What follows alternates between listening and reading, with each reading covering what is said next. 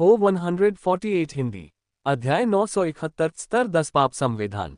82वीं मंजिल के बाद मैं हर मंजिल पर इंसानों और ग्रिम राक्षसों से मिलता रहता हूँ। मैं अपने सामने आने वाले किसी भी ग्रिम राक्षस को मार डालूंगा और स्टोरेज में मिली चीजों को अपने कॉन्स्टिट्यूशन स्टोरेज में डाल दूंगा। इस तरह मैं 99वें स्तर तक पहुंचने तक स्तर पार करता रहा। 100वें स्तर पर मुझे एक इनाम मिलेगा। भले ही इनाम गोल्डन एलीट स्टेज होगा और मेरे लिए बहुत उपयोगी नहीं होगा, लेकिन मैं उत्साहित महसूस करने से खुद को रोक नहीं पाया। गहरी सांस लेते हुए मैं 99वीं मंजिल के बाहर निकला और खुद को एक छोटे से कमरे में पाया। इस कमरे में भी यह संरचना बनी हुई थी, लेकिन केवल फर्श पर। जैसे ही मैं छोटे स्टूल में दिखाई दिया, मैंने पाया कि मेरे सामने एक छोटा स्टूल है और उस स्टूल पर लगभग 1.2 मीटर लंबी तांबे की कुल्हाड़ी है। कुल्हाड़ी अद्भुत लग रही थी और जब मैंने इसे अपने हाथ में उठाया तो मुझे इसका वजन भी आश्चर्यजनक लगा। जैसे ही मैंने इसमें अपना मैना डाला, यह एक तांबे की ब्लेड बन गई जो हल्की रोशनी से चमक उठी। यह एक अद्भुत हथियार है, सामान्य टोटेम आर्टिफैक्ट से कहीं बेहतर। कोई भी गोल्डन एलीट जो कुल्हाड़ी का उपयोग करता है, उसे इसे पाकर बहुत खुशी होगी। और टॉवर द्वारा दिए जाने वाले हथियारों की तरह इस कुल्हाड़ी में भी एक मर्जिंग सीड है, जिसका मतलब है कि यह टोटेम आर्टिफैक्ट के साथ मर्ज हो सकता है और इसकी गुणवत्ता और शक्ति को बढ़ा सकता है। यह मर्जिंग सीड टॉवर में पाए जाने वाले सभी हथियारों को बहुत मूल्यवान बनाता है। चूंकि लोग टोटेम कलाकृति बनाते समय हमेशा सर्वोत्तम सामग्री प्राप्त नहीं कर पाते थे या उनके पास सर्वोत्तम संरचना नहीं होती थी, इसलिए टॉवर में पाए जाने वाले हथियारों के साथ विलय करके इसके ब्लूप्रिंट को उन्नत किया जा सकता था, जिससे उनकी क्षमता में वृद्धि हो सकती थी। यह मेरे लिए बेकार है, ये गोल्डन एलीट लेवल है और मैं कुल्हाड़ी का उपयोग नहीं करता। अगर मैंने कुल्हाड़ी का उपयोग किया होता तो भी मैं इसका उपयोग नहीं करता। मेरा टोटेम आर्टिफैक्ट सामान्य टोटेम आर्टिफैक्ट से कहीं बेहतर है, इसमें असीमित क्षमता है। इसे निषिद्ध भूमि बनाने के लिए लगभग समाप्त हो गया था। मैंने कुल्हाड़ी को अपने स्टोरेज में रख दिया। इसकी मर्ज करने की क्षमता के कारण इसकी कीमत बहुत अच्छी होगी।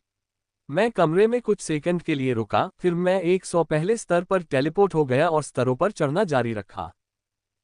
अगर मैं चाहता तो 100वें लेवल पर एक दिन रुक सकता था। वहां एक दरवाजा था जो आराम करने के कमरे की ओर जाता था। हर 100 लेवल पर टॉवर एक दिन का आराम देता है, जो लोग चाहें वे इसे ले सकते हैं। 100वें लेवल के बाद के लेवल में ज्यादा ग्रिम मॉन्स्टर थे और यह मेरे लिए बहुत अच्छी बात है।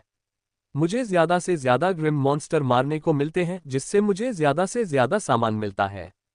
इन प्लेटिनम लेवल ग्रिम मॉन्स्टर्स के पास बहुत सारी चीजें हैं, गोल्डन एलिट्स की तुलना में बहुत ज्यादा। इससे मुझे बहुत खुशी हुई, क्योंकि जितनी ज्यादा चीजें उनके पास होंगी, उतनी ही तेजी से मैं अपने संविधान को आगे बढ़ा पाऊंगा। 110वां, 120वां, 130वां, 140वां, 150वां, 160वां, 170वां, मैं लेवल पर चढ़ता रहा। मेरे लिए यह बिल्कुल भी चुनौती नहीं है। अगर मैं ग्रिम मॉन्स्टर को मारने के बाद उनसे सामान इकट्ठा नहीं करता तो मेरी गति और भी अधिक होती। मुझे आश्चर्य है कि एशलिन का क्या हाल होगा, वह भी मेरे साथ वॉर टॉवर में प्रवेश कर चुकी थी। मुझे यकीन है कि वह मुझसे ज्यादा तेज होगी। टॉवर में प्रवेश करने से पहले मैंने उससे कहा था कि वह ज्यादा तेज न हो, उसे सभी ग्रिम मॉन्स्टर को मार देना चाहिए और उच्च स्तर पर भी धीमा होना चाहिए ताकि वह कुछ विशेष ग्रिम मॉन्स्टर को मार सके और उनका सामान ले सके। जब मैं आखिरी 400 स्तरों पर पहुंचता हूं, तो मैं थोड़ा धीमा होने की योजना बना रहा हूं ताकि मैं कुछ खास ग्रिम मॉन्स्टर को मार सकूं। मैंने टॉवर के बारे में जो जानकारी पढ़ी है, उससे मैंने पहले ही एक रणनीति बना ली थी। भनभनाना। मैंने अभी अभी लेवल 176 के सभी ग्रिम राक्षसों को मार डाला था और उनके सामान को संविधान भंडारण में भर दिया था और तेजी से निकास की ओर बढ़ रहा था। तभी अचानक मेरे पूरे शरीर में हल्का कंपन हुआ। ये देखकर मेरे चेहरे पर खुशी की मुस्कान आ गई, क्योंकि मैं अंततः अपने संविधान को स्तर 10 तक उन्नत करने के लिए पर्याप्त संसाधन एकत्र करने में सक्षम हो गया था। मैंने सोचा था कि मुझे 300वें तक ग्रिम मॉन्स्टर को मारना होगा जब तक कि मुझे ग्रिम मॉन्स्टर से पर्याप्त सामान नहीं मिल जाता, क्योंकि जिन चीजों की मुझे आवश्यकता है वे बहुत बड़ी हैं। यह उन छोटी पहाड़ी आकार की जड़ी बूटियों से 4 गुना है जो मैंने पूरे वर्ष में एकत्र की हैं। हालांकि इन जड़ी बूटियों की गुणवत्ता काफी कम थी, लेकिन मात्रा बहुत बड़ी थी।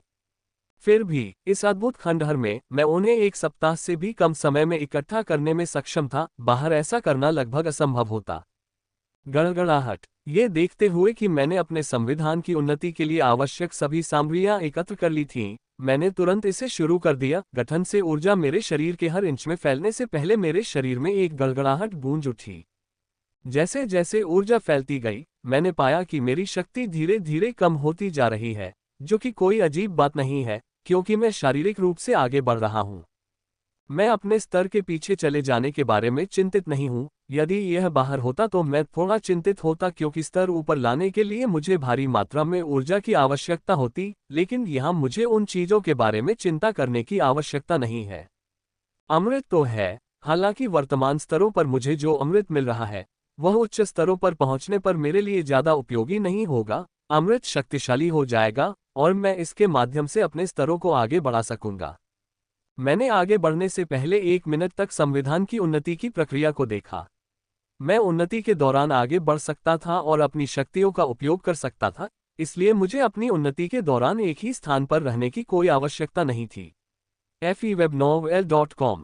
मैं स्तरों पर चढ़ता रहा, मेरी शारीरिक संरचना में सुधार होता रहा और मेरा स्तर घटता रहा, शिखर एडमेंटाइन से मध्य एडमेंटाइन और फिर आरंभिक एडमेंटाइन तक, और यह अभी भी घट रहा है, जिससे मुझे कोई आश्चर्य नहीं हुआ। पहले 9 स्तर के दौरान मेरा स्तर पीक डायमंड से आरंभिक प्लेटिनम तक वापस आ गया था, लेकिन डायमंड और एडेमेंटाइन के बीच शक्ति का कितना बड़ा अंतर है और मेरे पास पहले से ही लेवल 9 का संविधान है। मैंने सोचा कि मेरा स्तर केवल प्रारंभिक एडेमेंटाइन में मध्य एडेमेंटाइन तक वापस आ जाएगा, लेकिन मैं गलत था और मैं इसके बारे में बहुत खुश हूं, क्योंकि जितना अधिक स्तर पीछे जाता हूं उतनी ही अधिक क्षमता मेरे पास होती है, और इस टावर के बाद से मुझे अपने स्तर को वापस पाने के बारे में चिंता करने की जरूरत नहीं है। इसने मुझे और भी अधिक खुश कर दिया। यह उन्नति लगभग 1 घंटे तक जारी रही, और जब ये समाप्त हुई तो मेरा स्तर मध्य डायमंड तक वापस आ गया, लेकिन मेरी ताकत कम से कम 3 गुना बढ़ गई थी। यह इतनी बड़ी उन्नति थी, मैं विश्वास नहीं कर सकता था कि मैं इतना मजबूत हो गया हूँ। इस स्तर के साथ मुझे कुछ विश्वास है कि मैं सभी एडेमेंटाइन स्तरों को पार करने में सक्षम हो सकता हूँ, विशेष रूप से स्तर 801 से 900 तक। वे एडेमेंटाइन के लिए सबसे कठिन स्तर हैं और केवल स्पेशल ही उनके अंदर जीवित रह सकते हैं। सामान्य एडमेंटाइन वहां तक नहीं पहुंच सकता था, अगर पहुंच भी जाता तो सामान्य एडमेंटाइन मारे जाने से पहले 1 सेकंड भी नहीं टिक पाता। वह क्षेत्र विशेष लोगों के लिए है और बहुत बहुत शक्तिशाली विशेष लोग उसके अंत तक पहुंच सकते हैं। जहां तक 900 से ऊपर के स्तर में प्रवेश करने की बात है, यह एक साधारण मजाक है। केवल एडमेंटाइन से ऊपर वाले ही वहां जीवित रह सकते हैं। मुझे वहां जीवित रहने का भरोसा नहीं है। मैं केवल एक ही व्यक्ति को जानता हूं जो 900 से ऊपर के स्तर पर जीवित रह सकता है, वह है एशलिन। मैंने सिर्फ 2.5 घंटे में 300वां स्तर पार कर लिया है। मजबूत डायमंड दिखने के बाद भी मेरी गति में कोई कमी नहीं आई। इससे कोई फर्क नहीं पड़ता, चाहे वह प्लेटिनम हो, डायमंड हो या फिर आम एडमेंटाइन, मेरे लिए सब कुछ एक जैसा है। 300 स्तरों को पार करने के बाद मुझे 3 पुरस्कार मिले, जिनमें एक कुल्हाड़ी, एक ढाल और 3 बीज हैं, जो सुनने में अजीब लग सकते हैं। वे बीज बहुत ही दुर्लभ लिली के हैं, जिन्हें ट्रैंक्विल लिली परिवार से बुलाया जाता है। ये लिली ऐसी गंध पैदा करती हैं जो किसी के मन को शांत कर सकती है। मैंने उन्हें सीधे अपने संविधान निर्माण में शामिल कर लिया था, लेकिन ये देखते हुए कि वे बहुत ज्यादा फर्क नहीं डाल रहे हैं, मैंने उन्हें निकाल दिया। मैं उन्हें जड़ी बूटियों के बदले बेच सकता हूं। अगर मैं भाग्यशाली रहा तो मैं संविधान भंडारण का 1% भी भरने में सक्षम हो सकता हूं। चूंकि मेरे संविधान ने स्तर 10 तक उन्नयन कर लिया था, इसलिए मैंने स्तर 11 के लिए सामान जोड़ना शुरू कर दिया, और इस बात की काफी संभावना है कि मैं टॉवर में पर्याप्त सामग्री एकत्र करने में सक्षम हो सकता हूं, जो मेरे संविधान को स्तर 11 तक उन्नत करने में सक्षम हो सकता है। मुझे यह आशा इसलिए है क्योंकि मैं लेवल 11 संविधान उन्नति के लिए 1.8% सामग्री एकत्र करने में सक्षम था। ये देखते हुए कि मुझे स्तर 11 संविधान तक आगे बढ़ने के लिए लगभग 4 गुना अधिक संसाधनों की आवश्यकता है। 100 से कुछ स्तरों के भीतर इतने अधिक संसाधन प्राप्त करना एक बहुत बड़ी बात है। ये संसाधन मुझे प्लेटिनम और डायमंड से मिले हैं, इसलिए मैं ऊपर जाता हूं और अधिक शक्तिशाली ग्रिम राक्षसों का सामना करता हूं। मैं और भी अधिक संसाधन इकट्ठा करने में सक्षम हो जाऊंगा। मैं बस यही चाहता हूं कि मैं अपने संविधान को लेवल 11 तक ले जाने के लिए पर्याप्त संसाधन इकट्ठा कर सकूं। अगर मैं ऐसा कर सकता हूं तो मेरे पास 900वें स्तर से ऊपर जाने का मौका हो सकता है। उन आशावादी विचारों के साथ मैं आगे बढ़ता रहा और अपने सामने आने वाले हर ग्रिम मॉन्स्टर को मारता रहा। इन स्तरों पर डायमंड्स, प्लेटिनम स्तरों के अधिकांश पावरहाउस यहां मौजूद नहीं रह गए हैं। जब मैं स्तरों को पार कर रहा था तो मेरा अपना स्तर आखिरकार अमृत के साथ बढ़ना शुरू हो गया। जब मैं 599वें स्तर पर पहुंचा तो मेरा स्तर 7 स्टार डायमंड तक पहुंच गया था। मैं पिछले 300 स्तरों से डायमंड स्तर का अमृत ले रहा हूं, लेकिन यह मुझे केवल 7 स्टार डायमंड तक ले गया, यहां तक कि एक शीर्ष डायमंड तक भी नहीं। सामान्य डायमंड के लिए इतना अमृत एडमेंटाइन स्तर तक ले जाने के लिए पर्याप्त होगा, लेकिन यह मुझे केवल डायमंड स्तर तक ले गया। लेवल 10 संविधान में ऊर्जा की बहुत अधिक आवश्यकता होती है, यहां तक कि मुझे भी यह सोचकर डर लगने लगा कि यदि मैं बाहर होता तो मुझे किन संसाधनों की आवश्यकता होती। और ये लेवल 10 संविधान की आवश्यकता है। लेवल 11 और लेवल 12 संविधान के लिए संसाधनों की आवश्यकता और भी अधिक होगी, जिसके बारे में सोचकर ही मेरे पसीने छूटने लगे। मैंने उन विचारों को नज़रअंदाज कर दिया क्योंकि उनके बारे में बहुत अधिक सोचने से मुझे कोई मदद नहीं मिलेगी और मेरे सामने द्वार की ओर देखा। यह मुझे 600वें स्तर पर ले जाएगा जहां मुझे पुरस्कार मिलेगा और उसके बाद मुझे अंततः 600 पहले स्तर पर भेज दिया जाएगा। 600 पहला स्तर एडमेंटाइन के लिए है। सभी दुश्मनों और बाधाओं से आगे मैं एडमेंटाइन को शक्ति देने के लिए सामना करूंगा। वे या तो एडमेंटाइन होंगे या एडमेंटाइन से लड़ने की शक्ति होगी। बिना किसी प्रतीक्षा के मैंने अंदर कदम रखा और खुद को फिर से एक छोटे से कमरे में पाया और मेरे सामने सुंदर हरे रंग का कवच तैर रहा था। मैंने कवच को कुछ सेकंड तक देखा और फिर उसे उठाकर अपने स्टोरेज में रख दिया। पहले तो इनाम देखकर मेरी आंखें चमकने लगती थीं, लेकिन अब इनाम मिलने के बाद और जिन्हें मैंने मारा था उनके इनाम देखने के बाद इनामों में मेरी रुचि बहुत कम हो गई है। अब मुझे केवल उन्हीं इनामों में रुचि होगी जो मुझे एडमेंटाइन फ्लो पर मिलेंगे। इसका मतलब है कि मैं अगले इनाम के लिए बहुत उत्साहित रहूंगा। भनभनाना मेरे नीचे रून गूंज उठे और मैं 600 पहले स्तर पर पहुंच गया और तुरंत खुद को बर्फ में पाया। हर पावर लेवल फ्लो का अपना वातावरण था और अलग अलग जीव उस पर हमला कर रहे थे। पहले 100 फ्लो, जो गोल्डन एलिट लेवल को संदर्भित करते हैं, में एक वातावरण था और मुझ पर मानव मिट्टी के आकृतियों द्वारा हमला किया गया था। उसके बाद के 200 स्तर प्लेटिनम के लिए हैं और उनमें टुंड्रा का वातावरण था और मुझ पर घास से बने जानवरों द्वारा हमला किया गया था। अगले 300 स्तरों में संदर्भित डायमंड एलीट डूब गया और मुझ पर मिट्टी से बने जीवों द्वारा हमला किया गया। पिछले 600 स्तर मेरे लिए कोई चुनौती नहीं थे और इसलिए मुझे पर्यावरण और भीतर के जीव की परवाह नहीं थी। लेकिन अब ये 300 स्तर एडमेंटाइन के लिए है और यह एक बर्फ का वातावरण होगा और अगर मैं लिख रहा हूं तो मुझ पर यति, स्नो जायंट्स और अन्य बर्फ प्राणियों द्वारा हमला किया जाएगा। मानव मरो और निश्चित रूप से ग्रिम मॉन्स्टर अभी और एडमेंटाइन ग्रिम मॉन्स्टर क्रूर अभिव्यक्तियों के साथ मेरी ओर आ रहा है। उसने संभवतः मेरे डायमंड को महसूस किया था, जिसे मैं सामान्य के समान रखता हूं, और मुझ पर हमला किया। धब मैंने थोड़ा सा देखा इससे पहले कि मेरे अंदर से चांदी की आग की एक चिंगारी निकली और उसमें जा गिरी, और इससे पहले कि वह कुछ समझ पाती, वह राख में बदल गई और उसका सामान धमाका करके जमीन पर गिर गया। मैंने उनका सामान उठाया और उसे स्टोरेज में रख दिया, जहां उन्हें अलग अलग किया गया। फिर मैंने एक पल के लिए भी रुके बिना उस सामान को अपने संविधान स्टोरेज में डाल दिया। दहाड़ आह दहाड़ जब मैं तेजी से आगे बढ़ रहा था, एक यति, हिम सिंह और हिम दानव मेरी ओर आए। वे सभी बर्फ से बने थे, लेकिन अपने विशाल शरीर के साथ असाधारण रूप से असली लग रहे थे। विशेष रूप से हिमदानव, जो 20 मीटर लंबा था और उसके हाथ में एक विशाल बर्फ कुल्हाड़ी थी। उसके सामने यति और हिम सिंह छोटे बच्चों की तरह दिख रहे थे क्योंकि वे सिर्फ 7 मीटर लंबे थे। मैंने 3 बर्फीले गोलेम को मुस्कुराते हुए मेरी ओर आते देखा, फिर मुझसे आग की 3 लपटें निकली। ब्लॉप ब्लॉप ब्लॉप तीनों किंडल बर्फ के जीव से टकराए और अगले ही पल वे सभी पानी में बदल गए और जमीन पर गिर गए। इन जीवों का स्तर काफी कम है, उनकी ताकत औसत 1 स्टार एडमेंटाइन के बराबर है। मैं ऊपर उड़कर 50 किलोमीटर वर्ग के क्षेत्र को देखने लगा। वहां सैकड़ों लड़ाइयां हो रही थीं और इस स्तर पर 30 ग्रिम मॉन्स्टर्स की मौजूदगी देखकर मेरी आंखें चमकने लगीं।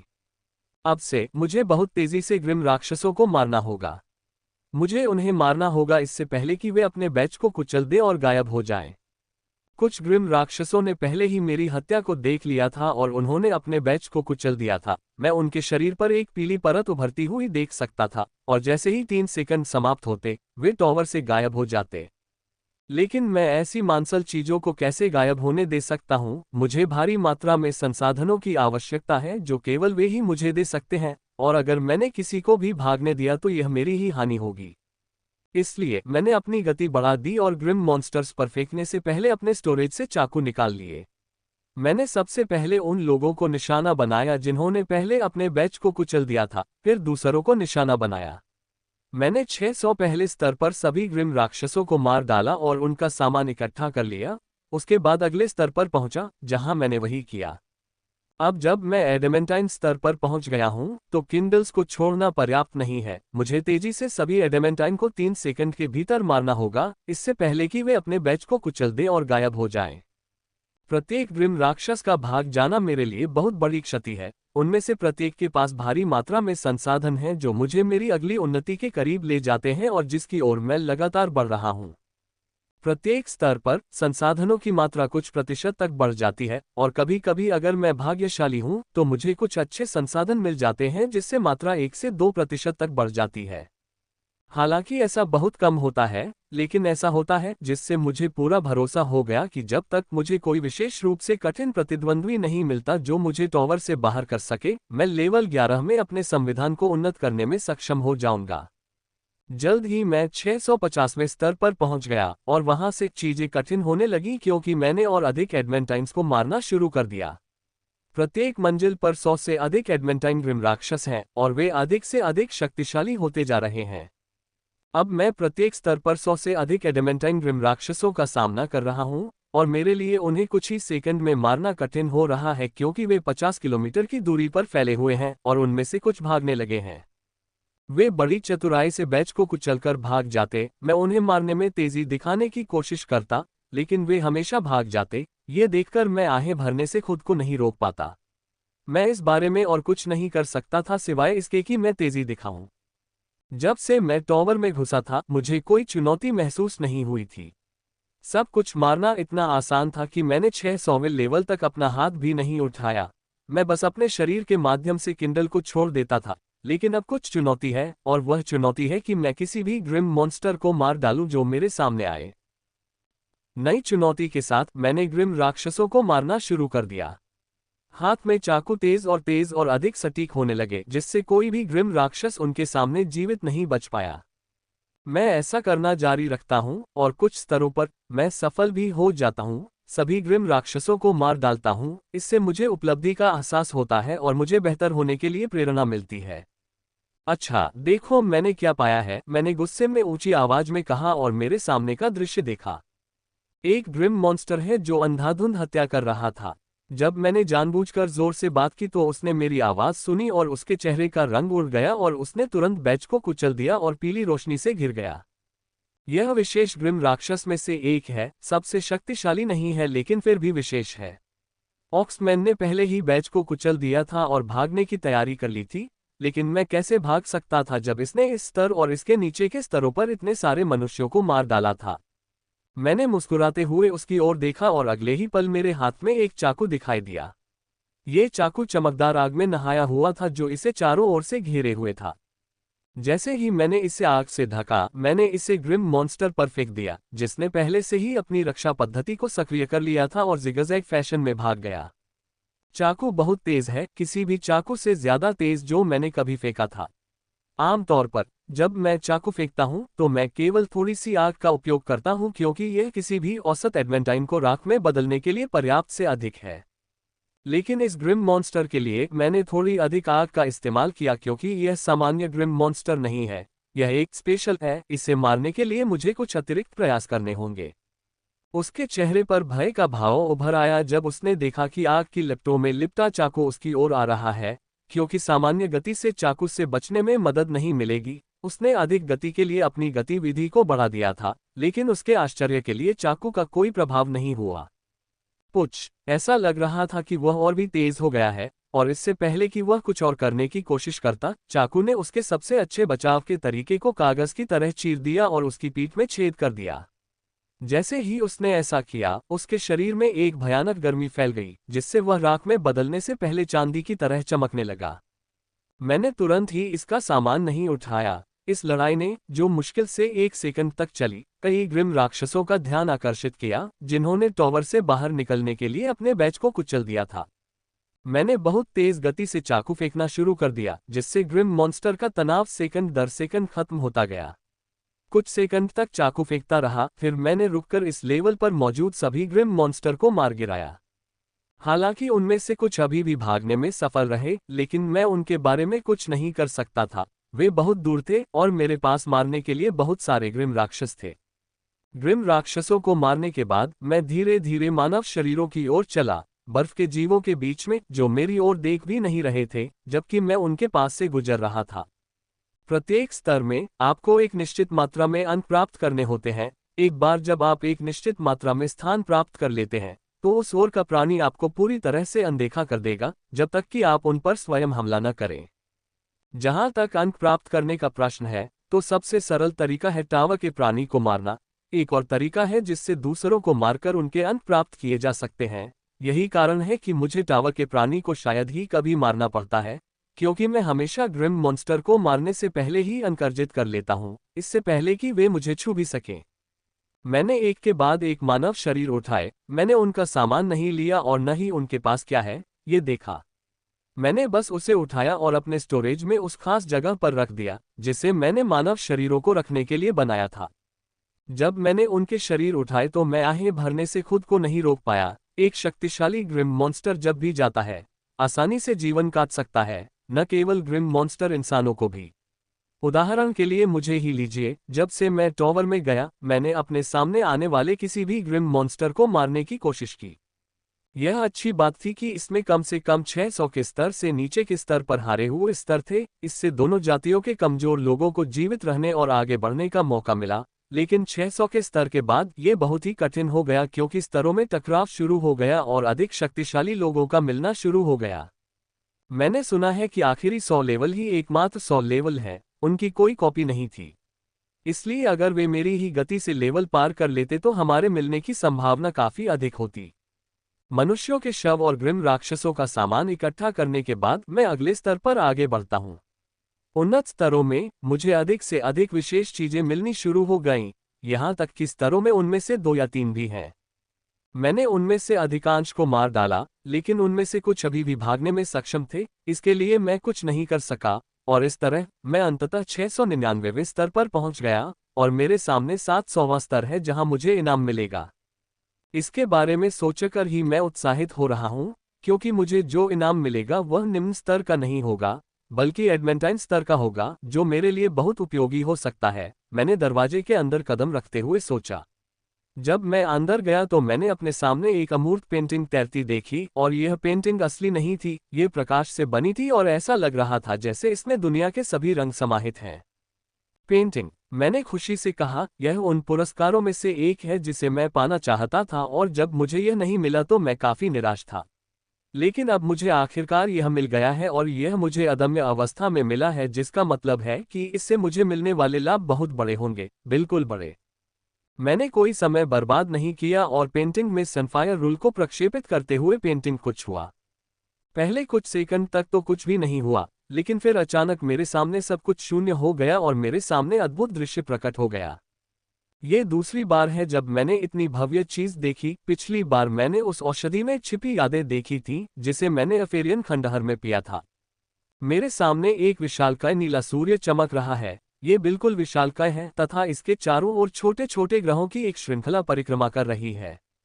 ये नियम शक्ति को जारी कर रहा है जो बहुत परिचित लगती है और साथ ही बहुत दमनकारी भी है कि मैं इसके सामने अपनी नियम शक्ति का उपयोग करने में मुश्किल से सक्षम हूँ। सूर्य का नियम, एक सबसे आक्रामक रूप से शक्तिशाली स्तर एक नियम, इसे देखकर मेरा दिमाग पूरी तरह से चकरा गया। इस तरह के नियम को समझने का ये जीवन में एक बार का मौका है।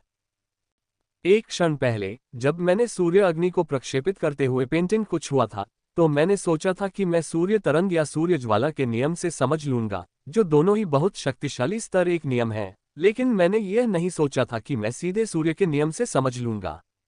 ये सचमुच बहुत बड़ी बात है और मैं इसे समझने का ऐसा मौका नहीं गंवाना चाहूंगा।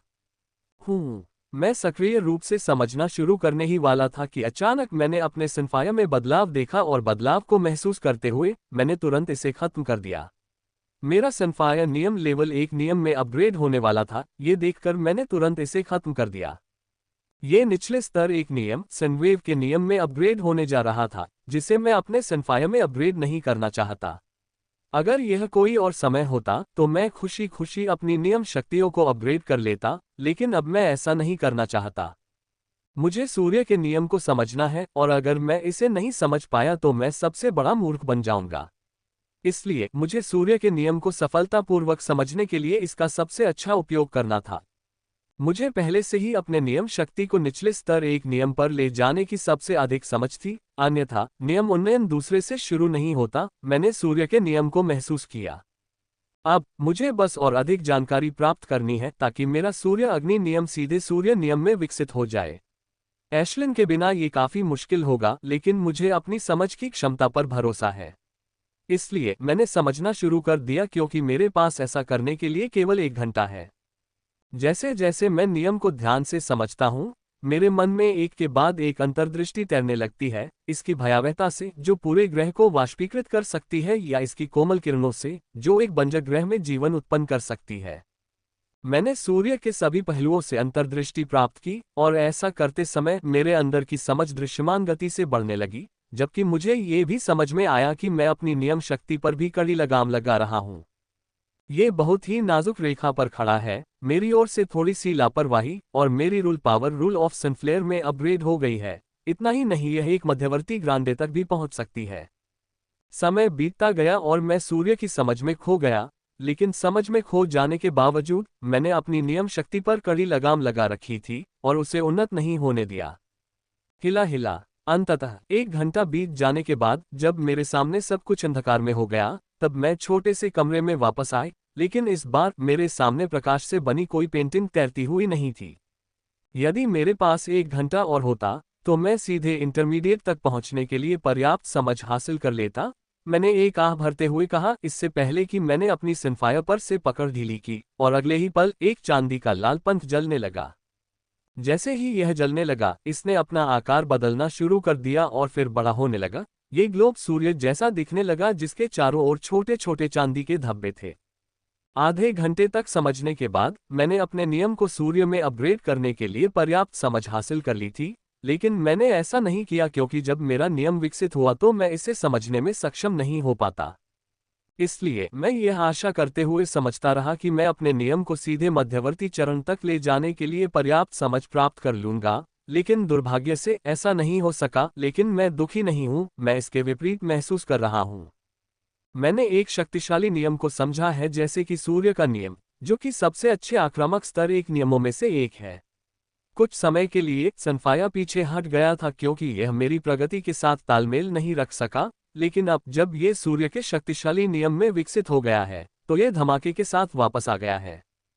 कुछ सेकंड बाद अपग्रेड पूरा हो गया था और अब मुझे सूर्य के नियम को समझने के लिए कहा जा सकता है। मेरे स्रोत में यह एक छोटे सूर्य की तरह लग रहा था, लेकिन खतरनाक दिखने के बावजूद इसे हत्या द्वारा दबाया जा रहा है, जो न केवल कई गुना बड़ा है बल्कि मध्यवर्ती चरण में भी है। मैं इधर उधर देख ही रहा था कि तभी मेरा फॉर्मेशन चमक उठा और मुझे 700 पहली मंजिल पर ले गया। भाड़ में जाओ। मैं खुद को जोर से गाली देने से नहीं रोक सका। मैं आराम करना चाहता था और एक दिन के लिए ट्रेनिंग करना चाहता था।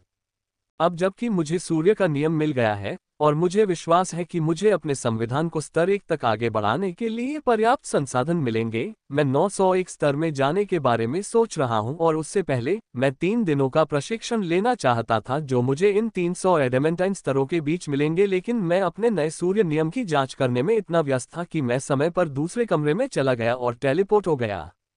लानत है। कोसते हुए मैंने सामने देखा और कवच पहने हुए 2 हिमदानवों को मेरी ओर आते देखा। उन्हें देखकर मेरे होंठ रोक नहीं सके, लेकिन मैंने अपने भंडार से 2 चाकू निकाले और उन्हें हिमदानवों पर फेंक दिया। जुप।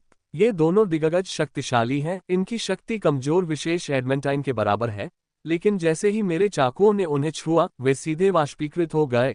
वे पानी में नहीं बदले, वे सीधे वाष्पीकृत हो गए, जिससे मुझे भी काफी आश्चर्य हुआ। मेरे चाकू न केवल घने चांदी की आग से लेपित हैं, बल्कि उनमें सूर्य का नियम भी है, जिसने उन्हें और भी अधिक शक्तिशाली बना दिया है, इतना शक्तिशाली कि वे कमजोर विशेषों को सीधे वाष्पीकृत कर सकते हैं। इस तरह के हमले को देखकर ग्रिम राक्षसों में भय व्याप्त हो गया, जो इसे देख रहे थे, और उन्होंने एक साथ उनके बैच को कुचल दिया। लेकिन उनके लिए बहुत देर हो चुकी थी क्योंकि मैंने स्नो जायंट से निपटने के तुरंत बाद चाकुओं से हमला करना शुरू कर दिया था। 700वीं मंजिल पर ग्रिम मॉन्स्टर की संख्या 600वीं मंजिल की तुलना में कम है। 600वीं मंजिल पर मैं औसतन हर स्तर पर 50 ग्रिम मॉन्स्टर देखता था, लेकिन अब 10 देखना चमत्कार जैसा लगता है। खैर, ये समझ में आता है, 700वीं मंजिल विशेष एडवेंटाइन्स के लिए है, और आसपास इतने सारे विशेष नहीं थे। जब से मैंने 700वीं बार में प्रवेश किया था, 98% विशेष अज्ञात थे। मैंने उन्हें नहीं देखा जब हम ग्रिम राक्षसों का सामना कर रहे थे। वे संभवतः एडमेंटाइन हैं जो हमसे 3 घंटे पहले गए थे और टॉवर में स्पेशल बन गए थे। लेवल क्रॉस करने की मेरी गति इतनी थी कि साधारण स्पेशल ट्रेनें उसका मुकाबला नहीं कर सकती थीं। केवल सबसे शक्तिशाली स्पेशल ट्रेनें ही लेवल चढ़ने में मुझसे प्रतिस्पर्धा कर सकती थीं। हालांकि यह थोड़ा उबाऊ है, मेरे सामने आए सभी ग्रिम मॉन्स्टर मेरी एक ही चाल से मारे गए थे। उनमें से एक भी ऐसा नहीं था जो मेरे एक से अधिक हमलों का सामना कर सके। यदि मैंने दिन का इंतजार किया होता तो निश्चित रूप से मैं कई शक्तिशाली ग्रिम मॉन्स्टर्स से मिल सकता था, लेकिन जो रॉकेट की तरह स्तरों पर चढ़ रहा है, उसे शायद ही किसी शक्तिशाली ग्रिम मॉन्स्टर से मिलने का मौका मिले जब तक कि मैं धीमा न हो जाऊं या दिनों का इंतजार न करूं। बिखरे हुए दूध पर रोने का कोई कारण नहीं है, मुझे बस इस 700वें स्तर पर जारी रहना है, और एक बार जब मैं 800वें स्तर पर पहुंच जाता हूं, तो मुझे प्रतिद्वंद्वी को खोजने के बारे में चिंता करने की जरूरत नहीं होगी, क्योंकि वहां भी प्रतिद्वंद्वी बर्फ के गोले सहित मेरी तलवार को बाहर निकालने के लिए योग्य होगा। freewebnovel.com 800वां स्तर सबसे शक्तिशाली एडेमेंटाइन स्पेशल के लिए है। वहां मौजूद हर प्राणी, जिसमें आइस गोलेम भी शामिल है, शक्तिशाली होगा। आखिरकार मैंने 710वें स्तर पर अमृत प्राप्त करते हुए कहा, मैं अंततः एडेमेंटाइन तक पहुंच गया था। मैंने सोचा था मैं 600वें स्तर पर एडेमेंटाइन स्तर पर वापस आ जाऊंगा, लेकिन वहां का अमृत एडेमेंटाइन और डायमंड को पार करने के लिए पर्याप्त नहीं था। केवल यहां अमृत प्राप्त करने के बाद ही मैं एडेमेंटाइन तक पहुंचने में सक्षम था। लेकिन मेरी विशाल ऊर्जा आवश्यकताओं को देखते हुए इन 700वें स्तरों में अमृत मेरे लिए शीर्ष एडवेंटाइन तक पहुंचने के लिए पर्याप्त नहीं होगा। वे मुझे मध्य एडवेंटाइन तक ले जाएंगे। जैसे जैसे मैं स्तरों को पार करता गया, समय बीतता गया, विरोधी मजबूत होते गए, लेकिन वे अभी भी मेरे लिए चींटियां हैं। मेरे हर हमले से वे राख में बदल जाते हैं। मैंने बिना रुके हत्या करना जारी रखा और अपने भंडारण में अधिक से अधिक संसाधन जोड़ता रहा।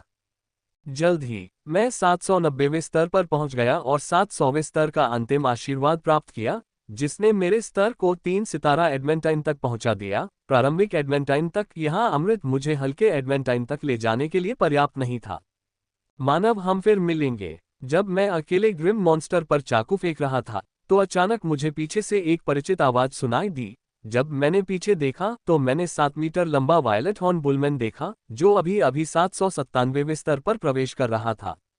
बुलमैन की आभा स्पष्ट रूप से बदल गई थी। ये पहले की तुलना में बहुत अधिक शक्तिशाली हो गई थी। इतना ही नहीं, इसने क्रिस्टलीय बैंगनी कवच भी पहन रखा था, जो बहुत ही खतरनाक एहसास दे रहा था। नया कवच? मैंने मुस्कुराते हुए पूछा, जब मेरी नज़र बैंगनी कवच पर पड़ी, जो बहुत ही अद्भुत लग रहा था। हाँ, मुझे यह मेरे इनाम के रूप में मिला है, उसने गर्व से भरी आवाज में उत्तर दिया। जैसा कि अपेक्षित था, उसे कवच मिल गया था, और चूंकि यह एडेमेंटाइन स्तर पर था, इसलिए इसकी शक्ति को बिल्कुल भी कम करके नहीं आंका जा सकता था। ठीक है, इसके लिए धन्यवाद। मैं इसे आपकी लाश से उतारने के बाद भी संभाल कर रखूंगा, मैंने मित्रतापूर्ण स्वर में कहा, जैसे कि मैं किसी मित्र से बात कर रहा हूँ, न कि किसी शत्रु से जिसे मैंने अभी अभी जान से मारने और उसके पहने हुए सुंदर कवच को उतारने की धमकी दी है। तुम्हारी जीभ बहुत तीखी है, मानव। जब मैं तुम्हें मारूंगा तो ये पहला हिस्सा होगा जिसे मैं तुम्हारे शरीर से खाऊंगा, उसने बिना गुस्सा किए कहा, और फिर अपने 8 मीटर लंबे भाले से हमला किया। 2 बर्फीले जानवर गोलेम, एक यति बर्फीले गोलेम और बर्फीले विशालकाय स्वर्ण को एक ही वार में कुचल दिया और फिर तेज गति से मेरी ओर बढ़ा। मेरे चेहरे पर मुस्कान बनी रही, क्योंकि मैंने उसे आते देखा। मैंने अपने भंडार से राख के रंग की एक बड़ी तलवार ली और उसके हमले का इंतजार करने लगा। वह थोड़ा हैरान दिख रहा था, लेकिन अगले ही पल वह फिर से गंभीर हो गया और उसने अपनी गति बढ़ा दी। 1 सेकंड से भी कम समय में वह सैकड़ों मीटर की दूरी पार कर मेरे सामने आ गया और उसने अपना भाला मेरी ओर घुमाया। मैंने ध्यान से उस भाले को देखा और पाया कि उस पर मेरा बनाया हुआ निशान पूरी तरह से मिट चुका था। मैंने बिना पलक झपकाए अपनी ओर आते भाले को देखा, और जब वह आधी दूरी पार कर गया तो मैंने अंततः अपनी तलवार उसके भाले पर घुमा दी। झनकार, कदम कदम कदम। हमारे हथियारों के टकराने से एक जोरदार धातु की ध्वनि गूंजी। जैसे ही ऐसा हुआ, ग्रिम मॉन्स्टर ने एक कदम पीछे हटना शुरू कर दिया। उसकी आंखें चौड़ी हो गई हैं क्योंकि उसे विश्वास नहीं हो रहा था कि क्या हुआ था। तुम्हें अपनी विरासत का इस्तेमाल करना चाहिए, नहीं तो अगले हमले में तुम मर जाओगे। मैंने सच कहा। जब से मैं टॉवर में आया था, मेरी ताकत इतनी बढ़ गई थी कि मुझे खुद भी अंदाजा नहीं था कि मैं कितना ताकतवर हो गया हूं। मुझे उम्मीद है कि इस वायलेट हॉर्न बुलमैन के पास एक बड़ी विरासत है जो मेरे लिए कुछ चुनौतियां खड़ी कर सकती है। जब से मैंने टॉवर में प्रवेश किया है, मैं काफी ऊब गया हूं। मुझे एक भी चुनौतीपूर्ण प्रतिद्वंद्वी नहीं मिला है। मेरी एक चाल ने उन सभी को मार डाला है। ये बुलमैन एकमात्र ऐसा व्यक्ति है जो बच गया। यद्यपि मैंने इसके विरुद्ध वास्तविक शक्ति का प्रयोग नहीं किया था, फिर भी ये बच गया और अब मुझे इस बात की पूरी उम्मीद है कि यह मुझे वास्तविक चुनौती देगा। बहुत अच्छा, मैं तुम्हें वायलेट हॉर्न बुलमैन जनजाति की विरासत दिखाऊंगा, उसने कहा और अगले ही पल उसके सीन चमकने लगे और उसमें से रून बहने लगे। रून उसके शरीर पर फैल गए और फिर उसके अंदर समा गए। उसके शरीर से बैंगनी आभा फूट पड़ी और उसकी युद्ध शक्ति के साथ उसकी युद्ध शक्ति तेजी से बढ़ रही थी, जब तक कि वह उस सीमा तक नहीं बढ़ गई जिसने मेरे चेहरे पर एक शानदार मुस्कान ला दी। आभा अच्छी लग रही है, मैं बस आशा करता हूं कि यह एक खाली गुब्बारा न हो, मैंने कहा, क्योंकि मैंने उसके शरीर को बैंगनी आभा से ढका हुआ देखा और एक सफेद गोलाकार देखा जिसमें बैंगनी रंग के रंग दिखाई देने लगे। मेरे कबीले की महान विरासत के तहत मरना तुम्हारे लिए सम्मान की बात होगी। मेरे पास आने से पहले उसने जोर से चिल्लाया। एक पल के लिए जब वह मेरे पास आया तो वह मेरे लिए धुंधला हो गया और फिर सामान्य गति पर आ गया। वह मेरे सामने प्रकट हुआ और अपने भाले को अजगर की तरह घुमाया। भाले को देखकर ऐसा लग रहा था कि यह कोई हथियार नहीं बल्कि एक जीवित अजगर है जो मेरे जीवन को काटने आ रहा है। उसके भाले को हवा को चीरता हुआ मेरी ओर आते देख मैंने भी अपनी तलवार को शक्ति के साथ घुमाया और पहली बार विरासत की शक्ति का अनुभव करने के लिए बहुत उत्साहित महसूस किया। झनकार। बैंगनी रंग के धब्बों से ढका सफेद भाला मेरी तलवार से टकराया और जब ऐसा हुआ तो एक बहुत बड़ी धातु की ध्वनि हुई और बुलमैन की बैंगनी ऊर्जा के साथ अपार बल मुझ पर टूट पड़ा। मेरे पास कोई बचाव नहीं आया। मैं लेवल 10 संविधान की शक्ति का अनुभव करना चाहता हूं। बल और बैंगनी ऊर्जा मेरे अंदर प्रवेश कर गई और जब मैंने इसका अनुभव किया तो मैं इसकी शक्ति से चकित रह गया। अगर मेरे बगल में किसी भी स्तर का औसत एडमेंटाइन होता तो वह बारीक टुकड़ों में फट जाता। बल बहुत बड़ा है, यह मत भूलिए कि अजीब बैंगनी ऊर्जा निकलती है। ये बैंगनी ऊर्जा उन सबसे अजीब ऊर्जाओं में से एक है जिन्हें मैंने कभी देखा है। यह मुझे नुकसान नहीं पहुंचा रही है, लेकिन उन सभी नोड्स को अवरुद्ध कर रही है जहां से मुझे ऊर्जा मिल सकती थी, न कि मेरे भौतिक नोड्स को। इसने स्रोत और हृदय स्थान के साथ कनेक्शन को भी अवरुद्ध करना शुरू कर दिया है, जहां से मुझे मेरी मैना और रहस्यमय ऊर्जाएं मिलती थीं। ये सब कुछ रन में तब्दील होकर और संरचना बनाकर कर रहा है, इसलिए रुकावट कोई ऐसी बाधा नहीं होगी जिसे कोई व्यक्ति केवल ताकत से तोड़ सके। इन संरचनाओं को तोड़ने के लिए किसी निश्चित विधि की आवश्यकता होगी या पागलों की तरह ताकत का इस्तेमाल करना होगा। इसमें इतना समय लगेगा कि बुलमैन आपको आसानी से खत्म कर देगा। मैं इस बैंगनी ऊर्जा की प्रकृति को देखकर हैरान रह गया और समझ गया कि मेरे पास विरासत को कम आंकने का एक तरीका था, विशेष रूप से बैंगनी सींग वाले बुलमैन जैसे शक्तिशाली जनजाति की विरासत को।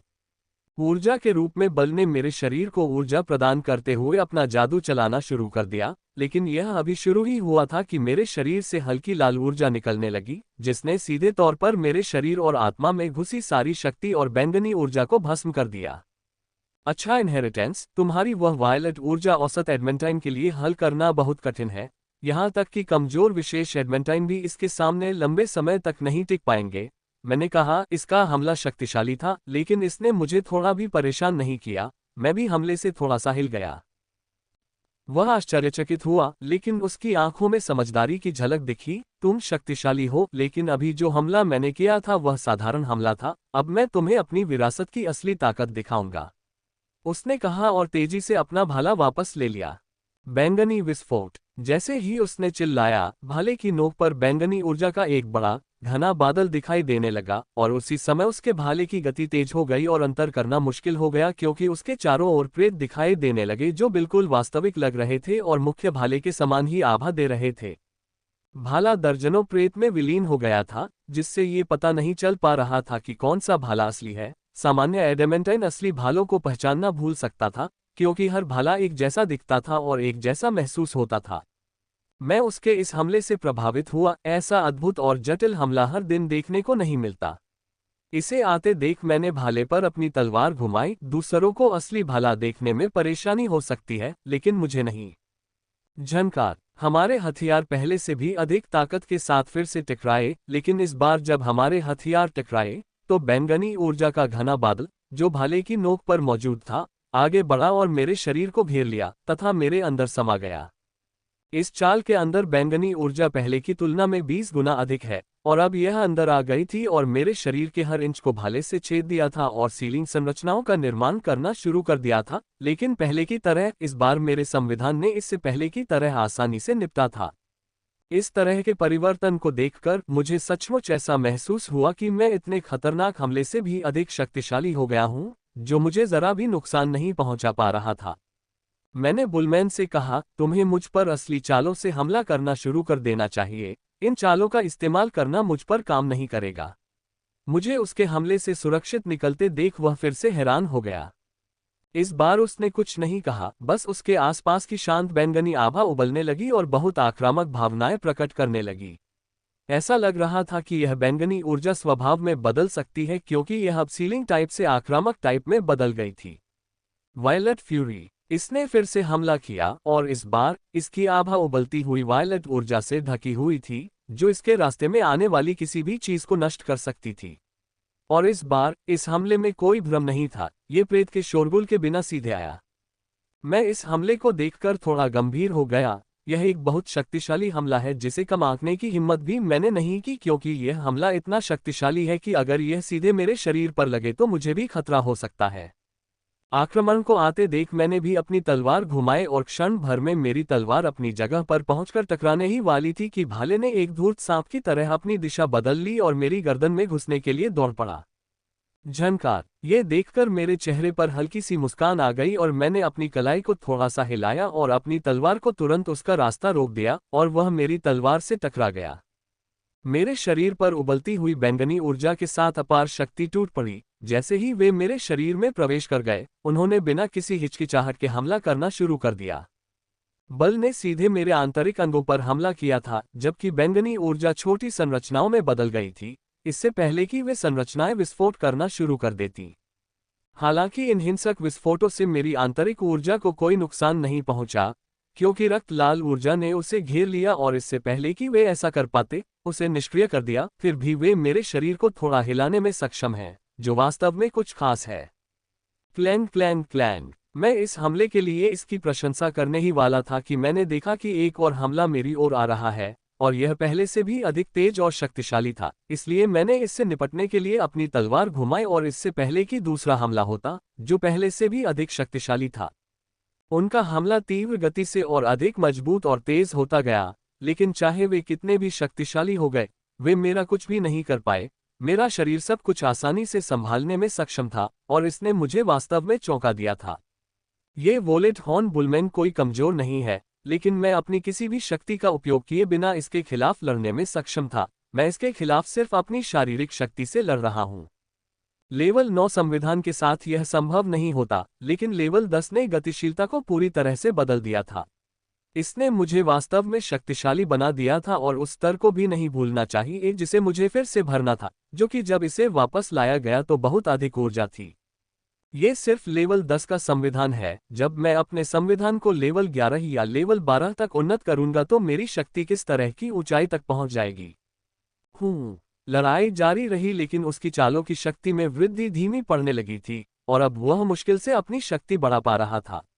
मैं उसे खत्म करने ही वाला था कि उसके पास कुछ खास नहीं बचा था। तभी मैंने कुछ महसूस किया और देखा कि पीली रोशनी उसे ढकने लगी है। इसने अपना अंत देख लिया था और अब भागने के लिए इसने अपना बिल्ला तोड़ दिया था, लेकिन मैं इसे भागने कैसे दे सकता था। कट, तुम्हें जाने से पहले पूछना चाहिए था, मैंने शांति से कहा। जैसे ही पीली ऊर्जा उसके शरीर में फैल गई, जैसे ही पीली ऊर्जा फैल गई, बैंगनी ऊर्जा की एक मोटी परत उसके शरीर पर फैलने लगी। अगर कोई ध्यान से देखे तो वे उसके अंदर छोटे छोटे रून तैरते हुए देख सकते थे। यह एक रक्षात्मक क्षमता है। बैच को कुचलते ही इसने इसे सक्रिय कर दिया था। इतना ही नहीं, अगर मैंने हमला किया तो इसने अपना भाला भी तैयार रखा था। इसकी आंखों में डर है, लेकिन इससे ये भी विश्वास है कि यह बच निकलने में सफल हो जाएगा। जब मैं अपनी विरासत को उन्नत करूंगा तो मैं तुमसे पुनः लड़ूंगा, उस समय तुम मेरा मुकाबला नहीं कर पाओगे। उसने कहा, हाँ, विरासत को उन्नत किया जा सकता है, लेकिन बहुत कम लोगों में ऐसा करने की क्षमता है। 95% लोग उसी विरासत के साथ बने रहते हैं जो उन्हें पहली बार मिली थी। केवल लगभग 5% लोग ही अपनी विरासत को उन्नत करने में सक्षम थे। पूछी, दुर्भाग्यवश तुम्हें अवसर नहीं मिलेगा, मैंने कहा। जब मैं अपनी जगह से गायब हुए 2.5 सेकंड ही बीते थे, अगले ही क्षण मैं उसके हृदय में अपनी तलवार घुसाए हुए उसके पास उपस्थित हुआ। वह चौंक गया। उसे देखकर उसने कुछ कहने के लिए अपना मुंह खोला, लेकिन इससे पहले कि वह कुछ कर पाता, मैंने उसका दिल जलाकर राख कर दिया। मैं उसे कुछ कहने दे सकता था, क्योंकि मेरी तलवार उसके सीने में थी। उसका भागना पहले ही बंद हो चुका था, लेकिन उससे बात करने का कोई फायदा नहीं था, इसलिए मैंने उसे मार डाला। मैंने अपनी तलवार उसकी छाती से निकाली और उसके शरीर को अपने भंडार में रख दिया। यह पहला ग्रिम मॉन्स्टर है जिसे मैंने राख में नहीं बदला है। मैंने अब ग्रिम मॉन्स्टर के शरीर को नहीं जलाने का फैसला किया है, खासकर शक्तिशाली ग्रिम मॉन्स्टर के शरीर को। मुझे अपने संविधान की उन्नति के लिए भारी मात्रा में ऊर्जा की आवश्यकता होगी और उसे राख में बदलना साधारण बर्बादी है। मैंने पहले कभी शरीर नहीं इकट्ठा किया था क्योंकि मुझे क्रिस्टल इकट्ठा करने की चिंता नहीं थी। मुझे पूरा भरोसा है कि अपनी मौजूदा शक्ति के साथ मैं कुछ ही महीनों में लेवल 11 और लेवल 12 संविधान के लिए आवश्यक मैना क्रिस्टल की विशाल संख्या को आसानी से इकट्ठा कर सकता हूं। मन क्रिस्टल मेरे लिए कभी समस्या नहीं रहे, उनके चलते फिरते स्रोत मौजूद है। मेरे लिए समस्या जड़ी बूटियां हैं। मुझे कम से कम 50% जड़ी बूटियां एडवांसमेंट संसाधनों में रखनी होंगी। एडवांसमेंट के लिए मुझे जितनी मात्रा की आवश्यकता होगी वो बहुत बड़ी होगी और इसे इकट्ठा करना बहुत मुश्किल होगा, खासकर अगर मैं इसे कुछ महीनों के भीतर करना चाहता हूं। इसलिए मुझे इस खंडहर में आवश्यक सभी संसाधनों को इकट्ठा करना होगा। 100% नहीं, लेकिन मुझे स्तर 12 तक उन्नति के लिए कम से कम 50% संसाधनों की आवश्यकता होगी। जहां तक स्तर 11 की उन्नति का सवाल है, मुझे इसकी कोई चिंता नहीं है। मुझे पूरा विश्वास है कि मैं इस टॉवर में अपने संविधान को स्तर 11 तक उन्नत कर लूंगा। वायलेट हॉर्न बुलमैन की चीजों को अपने संविधान भंडारण में संग्रहित करने और जोड़ने के बाद मैंने अपनी यात्रा जारी रखी। मैंने यह नहीं देखा कि मेरा संविधान भंडारण कितना भर गया है। मैंने ये तब करना बंद कर दिया जब भंडारण 50% संसाधनों से भर गया। मैंने एक के बाद एक कई स्तर पार किए और अंत में मैं 799वें स्तर पर पहुंच गया। अगले स्तर पर मुझे इनाम मिलेगा और मैं इससे लेकर बहुत उत्साहित हूं, लेकिन मैंने खुद को यह भी याद दिलाया है कि मुझे वही गलती नहीं करनी चाहिए जो मैंने पिछली बार की थी। मैं अपना इनाम लेने के बाद जल्दी से फॉर्मेशन से दूर दूसरे कमरे में चला जाऊंगा। मेरे पास आराम के लिए सिर्फ 2 दिन होंगे और मैं प्रशिक्षण लेना चाहता हूं और पर्याप्त प्रगति करना चाहता हूं क्योंकि अब मेरा लक्ष्य बदल गया है। टॉवर में प्रवेश करने से पहले मेरा लक्ष्य 900वें स्तर तक पहुंचना और वहां से पुरस्कार प्राप्त करना था, लेकिन अब मेरा लक्ष्य बदल गया था। अब मैं टॉवर के शीर्ष 1000वीं मंजिल पर पहुंच गया था। हालांकि मेरी वर्तमान ताकत के साथ वहां पहुंचना असंभव है, यहां तक कि 920वें स्तर तक पहुंचना भी मेरे लिए मुश्किल होगा, क्योंकि यह 900वें से ऊपर का स्तर उन लोगों के लिए है जो एडमेंटाइन से ऊपर एक अनाम स्तर पर हैं। उन्हें सर्वोच्च शक्तिशाली माना जाता है। हालांकि मैं अभी भी वहां पहुंचने के लिए अपनी पूरी कोशिश करूंगा। एक गहरी सांस लेते हुए मैं गेट के अंदर दाखिल हुआ और फिर से एक छोटे से कमरे में दिखाई दिया और अब मेरे सामने हमेशा की तरह मेरा इनाम तैर रहा था। जैसे ही मैंने इनाम को देखा, मेरी धड़कनें तेज हो गईं।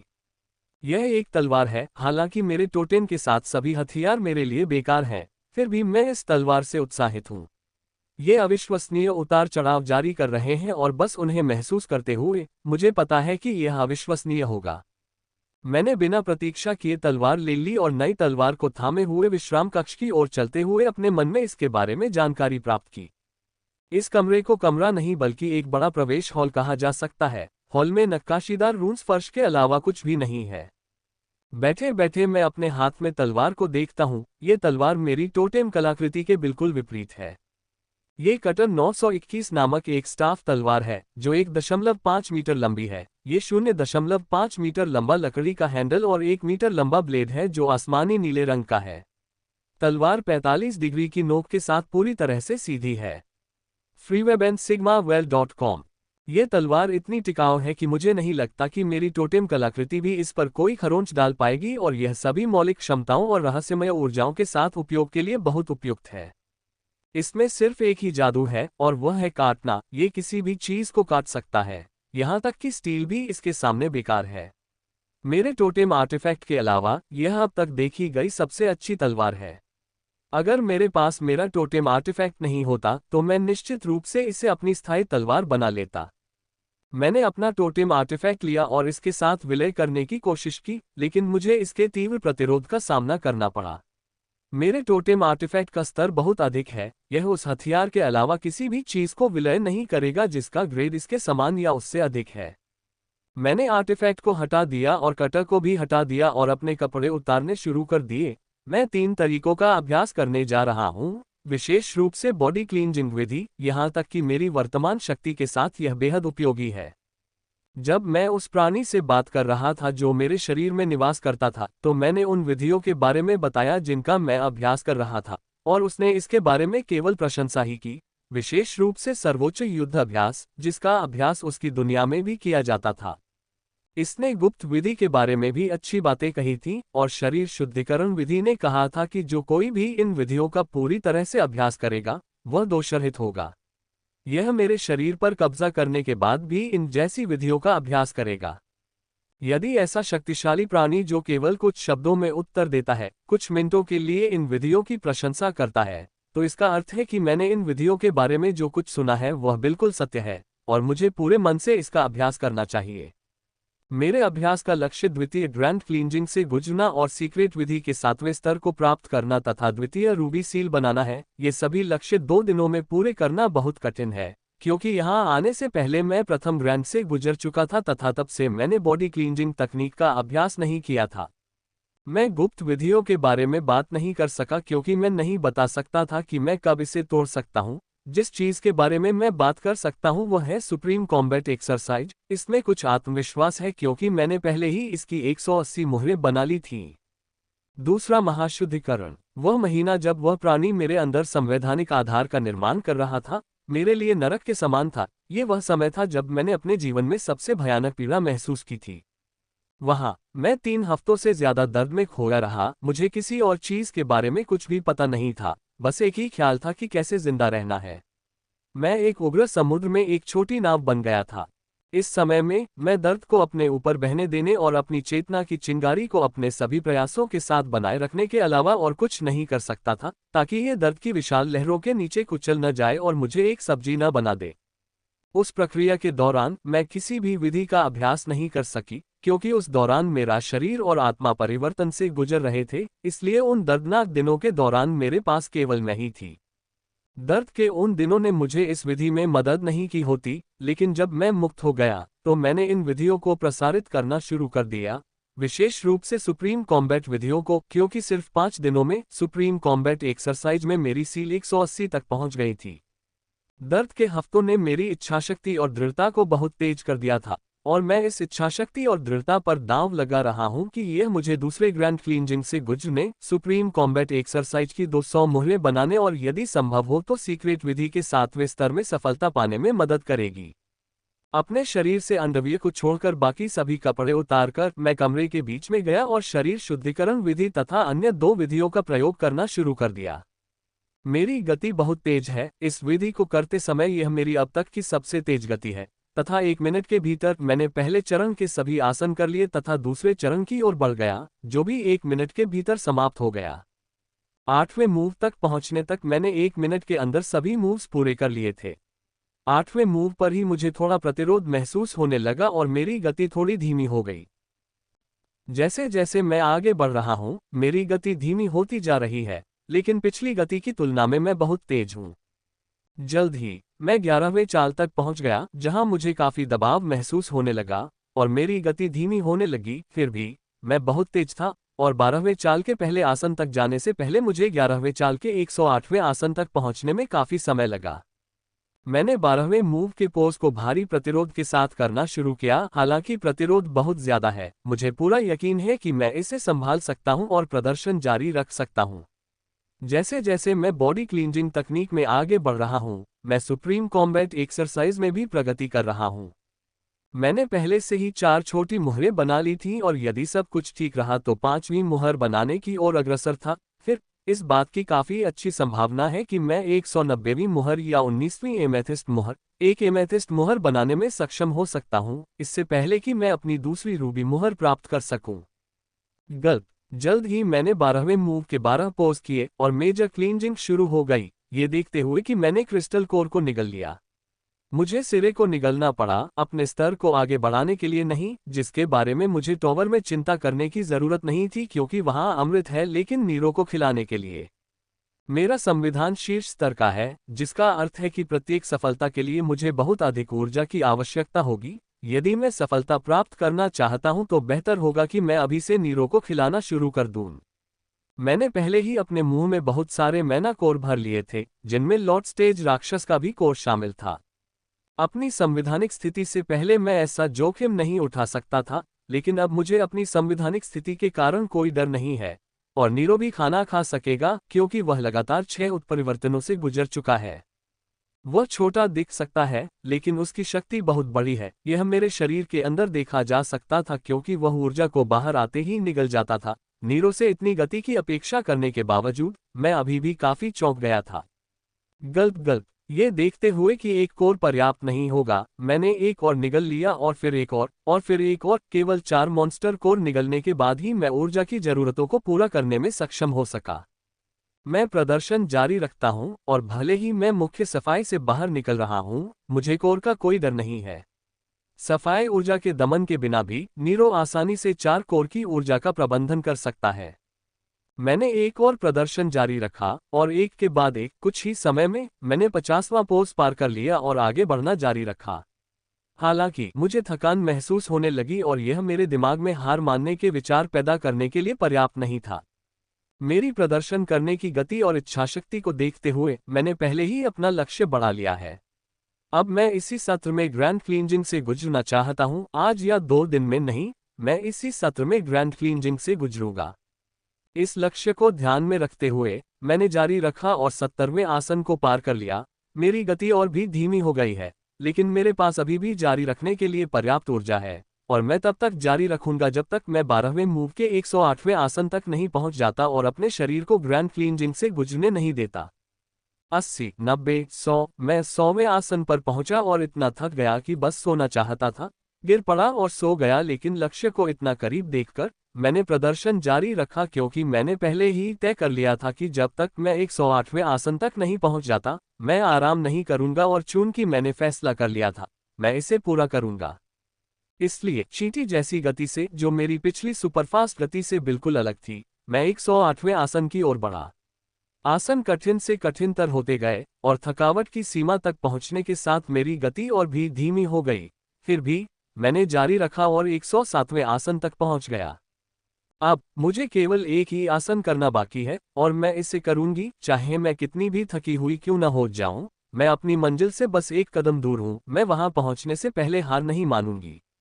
गड़गड़ाहट। मैं लगातार प्रयास करता रहा और अंततः मेरे प्रयास सफल हुए और मैं 108वें आसन पर पहुंच गया।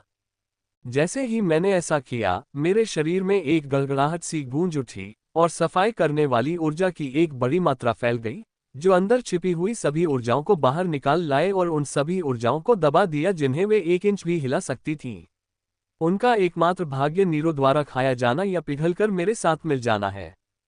सफाई भी शुरू हो गई, और इसके साथ ही एक भयानक गंध भी आने लगी क्योंकि तरल पदार्थ और धुएं में मौजूद गहरे भूरे रंग की अशुद्धियां मेरे शरीर और आत्मा से बाहर निकलने लगीं। गल्प। मैंने अंततः लॉर्ड लेवल्स मॉन्स्टर कोर को भी निगल लिया, और मुझे कहना होगा कि इसकी ऊर्जा बहुत बड़ी थी। यह मेरी उम्मीद से परे था कि यहाँ तक कि नीरो भी इसे नहीं खा सका। यह अच्छी बात थी। सफाई ऊर्जा का दमन इतना बड़ा था कि लॉर्ड लेवल कोर से ऊर्जा को इतना दबा दिया गया कि नीरो को उन्हें जल्दी से खाने में मदद मिली। यदि ऐसा ना होता तो मेरे शरीर को उन ऊर्जाओं को संभालना पड़ता, और भले ही मैं शारीरिक रूप से बहुत मजबूत हो गया था, फिर भी मुझे लॉर्ड स्टेज मॉन्स्टर्स कोर की उन जंगली शक्तिशाली ऊर्जाओं को दबाने के लिए काफी प्रयास करना पड़ता। मैंने न केवल शारीरिक सफाई तकनीक में प्रगति की है, बल्कि ग्रैंड क्लींजिंग शुरू होने के कुछ सेकंड बाद मैंने सर्वोच्च लड़ाकू अभ्यास की 190वीं मोहर भी बना ली है। वह सील समाप्त हो गई है और अब 10 सीलें 19वीं एमेथिस्ट सील बनाने के लिए घूम रही हैं। वे अब टावर स्टोरेज से मैना चूस रहे हैं, जिसमें रूबी सील बनाने के लिए पर्याप्त मैना है, इसलिए मुझे इस बात की चिंता नहीं करनी पड़ी कि इसमें एमेथिस्ट सील के लिए पर्याप्त मैना नहीं है।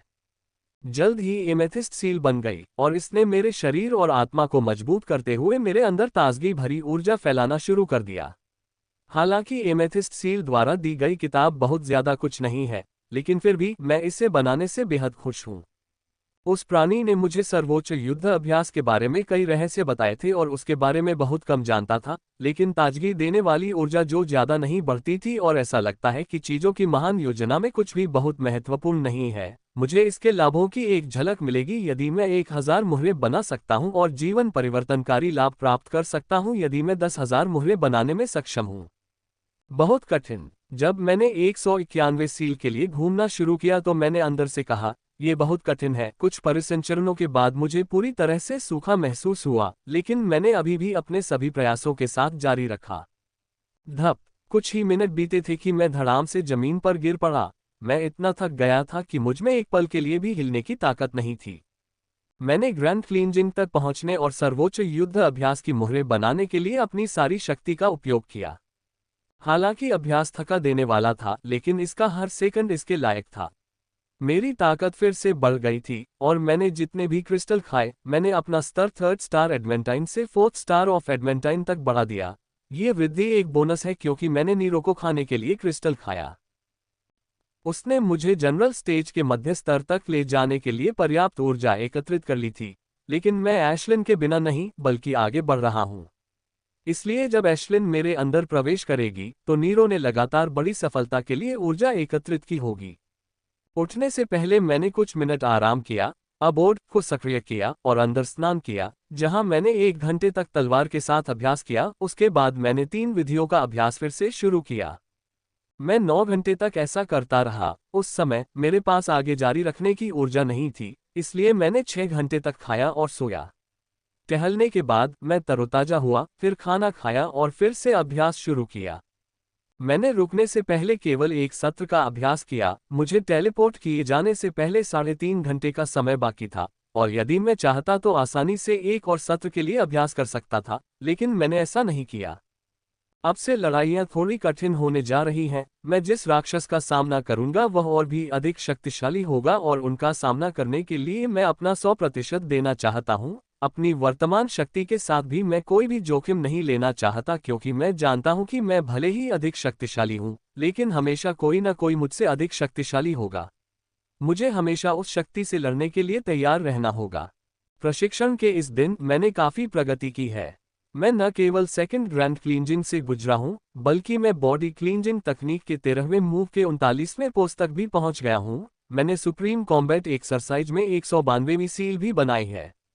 एकमात्र विधि जिसमें मैं प्रगति नहीं कर पाया वह है सीक्रेट विधि। मैंने इस विधि का अभ्यास किया है, सोल टेम्परिंग डायमंड से भारी मात्रा में ऊर्जा ली है, लेकिन मैं अभी भी सीक्रेट विधि में सफलता हासिल करने में सक्षम नहीं था, जो थोड़ा निराशाजनक था, लेकिन मैं इसके बारे में कुछ नहीं कर सकता था।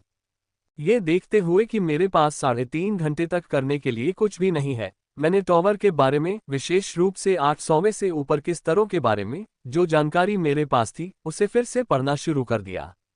अरे, मैं तो इस बारे में पूरी तरह से भूल ही गया था। मैंने जोर से कहा। मैंने कहा कि आधे घंटे बाद जब मैंने खुफिया जानकारी को फिर से पढ़ना शुरू किया। मैं टावर की प्रगति के बारे में पूरी तरह से भूल ही गया था। खैर, ये पूरी तरह से मेरी गलती नहीं है। मैं उन सामग्रियों से बहुत निराश था जो मैंने उन तरीकों से खोदी थी जिनके बारे में मैं पूरी तरह से भूल गया था। रुइन में आने से पहले मेरे पास रहस्यवादी विधियों के 2 उन्नत स्तरों के लिए सामग्रियां थीं, लेकिन चूंकि आधी सामग्रियां हर्बल थीं, इसलिए उनका उपयोग मेरे संविधान को आगे बढ़ाने के लिए किया गया। यद्यपि मुझे शीर्ष स्तरीय संविधान मिल गया है, फिर भी रहस्यवादी विधियां महत्वपूर्ण हैं और वे पूरी तरह से बेकार भी नहीं हैं, विशेष रूप से वुल्फ लॉर्ड्स कवच। टॉवर का 5वां स्तर अन्य 4 स्तरों से पूरी तरह से अलग है। ऊपरी 3 मंजिलों के लिए न केवल अलग रूनिक संरचना है, बल्कि ये ऊपरी 3 मंजिलें एक अनोखी आभा भी छोड़ती हैं। लेकिन पांचवी मंजिल मेरी ऊर्जा को इतना शुद्ध करने में सक्षम हो सकती है कि वे मुझे विद्युत प्रवाह के लिए भी उपयोगी हो सकती हैं। फ्रीवेब एंड सिग्मा वेलकॉम। और शुद्ध मैना मेरी अग्नि क्षमता के लिए भी उपयोगी है। मैना जितना अधिक शुद्ध होगा, मेरी अग्नि क्षमता उतनी ही अधिक शक्तिशाली होगी। चूंकि एशलिन यहाँ नहीं है, इसलिए मैं अपने स्रोत के साथ ब्लेजिंग रोज की अधिक ऊर्जा को विलय नहीं कर सकता, इसलिए मुझे शुद्ध मैना के साथ काम चलाना होगा। इसलिए बिना समय बर्बाद किए मैंने अपनी आंखें बंद की और टॉवर को देखा, और चूंकि इस बार कोई सीमा नहीं थी, मैंने अपना मन लिया जो 4वीं मंजिल पर परिष्कृत हो रहा था और इसके साथ गति का निर्माण किया ताकि छत को तोड़ दिया जा सके जो इसे 5वीं मंजिल तक पहुंचने से रोक रहा था। दरार। मैंने इसे छत पर गिराने से पहले कुछ समय तक गति बनाए रखी और जैसे ही यह गिरा, छत पर एक दरार दिखाई दी। ये दरार छोटी, धुंधली है, लेकिन फिर भी दरार है और इसने मुझे चौंका दिया। पिछले महीने जो कुछ मैंने झेला था, उसे देखते हुए मुझे उम्मीद थी कि मैं 5वीं मंजिल से नीचे उतरने में सफल हो जाऊंगा, लेकिन मैंने कभी नहीं सोचा था कि मैं अपने पहले प्रयास में ही फर्श पर दरार डाल पाऊंगा। पिछली बार जब मैंने रुइन आने से ठीक पहले प्रगति की थी, तो मैंने सोचा था कि मुझे 5वें स्थान तक पहुंचने में महीनों लगेंगे, लेकिन मैं 1 महीने से थोड़े अधिक समय में ही यह उपलब्धि हासिल करने में सफल रहा। ट्रैक ट्रैक ट्रैक धमाका। मैंने गति को बढ़ाना जारी रखा, प्रत्येक प्रयास दूसरों की तुलना में अधिक मजबूत होता गया, छत पर अधिक दरारें दिखाई देने लगी और छोटी दरारें बड़ी होने लगी, अंततः पूरी छत दरारों से भर गई और एक जोरदार धमाके के साथ टूट गई। मैंने अपने मन को 5वीं मंजिल से गुजरने दिया और उसे परिष्कृत करना शुरू कर दिया।